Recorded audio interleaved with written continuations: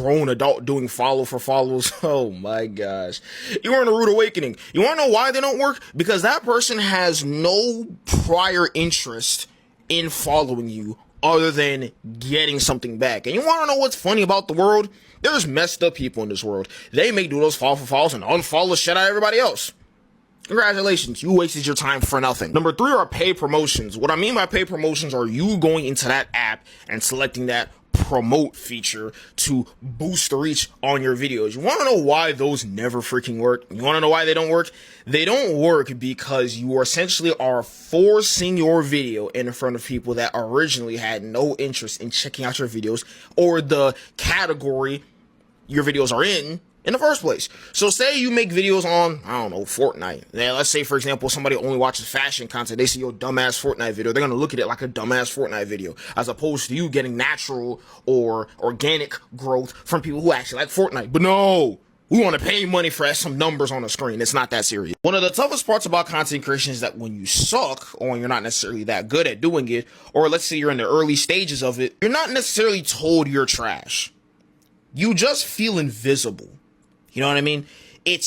You're throwing up posts, you're pushing shit out into the ether, and you're not really seeing any exponential growth. And you're sitting there thinking, well, what's going on? I've been uploading. That's why so many people are like, I've been uploading on this channel for 3 years and I've seen no growth. Because nobody has came into your freaking comment section and said, hey, your videos suck because XYZ. Most people do not have the time out of their day to do that shit. They see shit quality, shit mic quality, terrible hook, terrible opener. They scroll to the next video. If I were to go back and be like, what did that guy look like? And they just looked at your TikTok for five seconds ago, they won't remember what you look like. That's my point exactly. See, you will be invisible to those people. Now, in certain cases, you can ask people like friends, family, whatever the flying fuck, maybe get like a personal coach, maybe get consulting, whatever the case may be, for someone to truly understand, hey, where am I lacking here? Where does it suck here? And that applies to a number of different avenues in life, because too many people are doing the same thing over and over again with no results, wondering, what am I doing wrong? Because most people do not have enough time in their day to stop and say, hey, you're doing this wrong. You should start doing XYZ, because that's a lot of work for some people. Some people are nice enough and tell you that shit straight up. That's why I'm blessed for the people who told me you need to improve here. I am blessed for the people that gave me constructive criticism. I love constructive criticism. Please tell me how to improve, because if not, if I hear just silence, I get scared. I get nervous when people say, yeah, there's nothing wrong with your videos. You're doing pretty good. That scares me. That scares me, because there's always something you can improve on. There always is something you can improve on. So understand, if you're in that stage, never feel scared to go ask for help, which is kind of why I've started doing the critique series on my page. Because like I said, some of y'all been uploading videos for years, but nobody else told you you're either not good at what you're doing, or you need to improve here, or you're trash. That's just how it is. If you're somebody who struggles to make videos, or you essentially want to improve your speech, I want you to try this. Take a story that happened in your life, or let's take a subject that you truly enjoy. If you love gaming, if you love sports, it doesn't matter.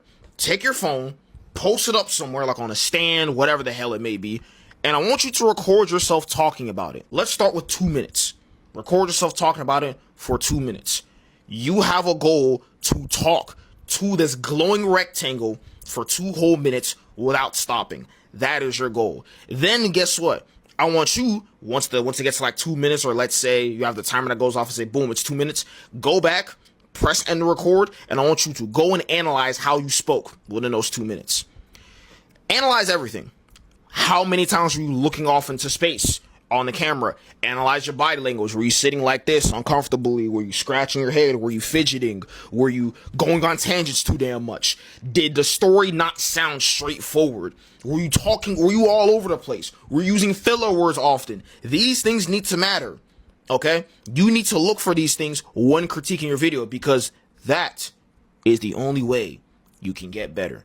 Through critique. If I told you your entire time within your life you were doing something correctly, you're going to keep doing it the same way, right? How many times have you seen a TikTok video and you see people saying, I never knew I was doing XYZ the wrong way my whole life? You want to know why they went their whole life doing it the wrong way? Because no one ever told them, hey, you're doing it the wrong way. Until randomly when they're a grown adult, they're like, hey, you're doing this the wrong way. That's my point. So The only way to get better is by critiquing yourself. So do it by simply talking about something for like 2 minutes and recording yourself, which I'm basically doing that now. We just hit 2 minutes. So try it yourself. For those of you guys who stream, regardless of the platform you use to stream, those moments where you're streaming to one viewer or to nobody in your chat, they matter a lot more than you realize, right? For 2 reasons. Reason number 1, they truly test how entertaining you are as a person. Number 2, they test to see if your mood is based on the viewer count.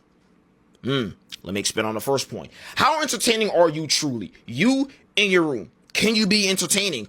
Can you provide enough entertainment value so that somebody who's stopping by randomly and let's say they chop it up with you, are you entertaining enough to where you can turn that bystander into a viewer? From a viewer to a follower, from a follower to a supporter. Can you entertain that person enough so that they stick around long enough and start coming back and being recurring viewers? That's what I'm saying. That matters very early on. And the next thing is, does it affect your mood? I can't tell you how many times in the early times when I started streaming, I had to be up when there'd be like a couple people in my chat. And then I go back and look at the viewer count. When it says 1, I'm like, oh, man, I must be doing something wrong. No, you're not. Stop looking at the freaking viewer count. There was one time I was just giving a story time, chopping it up in my chat. I thought there was like maybe 20, 30 people in there. Somebody in my chat goes, yo, you know there's 95 people in here, right? I'm like, am I getting trolled right now? And I went to go check, and it said, we have 98 people in here. I'm like, okay. Anyways, and I just went back to doing what I was normally doing. Because it doesn't change me anymore. Oh, there's 95 people in here? Cool. There's 20 people in here? Cool. The number does not matter because you still need to be you. At the end of the day, if you start doing backflips when you have 95 people in there, at least 20 of those people are going to expect to see you do backflips more often. And if they come back and you're not doing backflips because there's 5 people in the chat, oh, what the fuck? Well, you're only doing backflips because you had a high viewer count? You weren't being yourself. You were being a circus clown to entertain people because you thought it would keep people around. Why not just be your damn self? Another key element that will help boost the engagement of your videos is having a CTA or a call to action. All a call to action is saying you guys should do XYZ with the video. Like, hey, if you enjoy this, drop a follow. If you love this just as much as me, drop a follow, like and follow for more. Or sometimes you'll say, hey, if you have a disagreement with me, let me know in the comment section down below. What is your favorite part of this, that, and the third? Let me know in the comment section down below. That's what CTAs are. All you're doing is incentivizing whoever has made it this far into the video to further engage with the video because they've already watched that damn far. So all you have to say is, hey, do this in the comments, and then they type their own comment, and then someone's going to respond to that.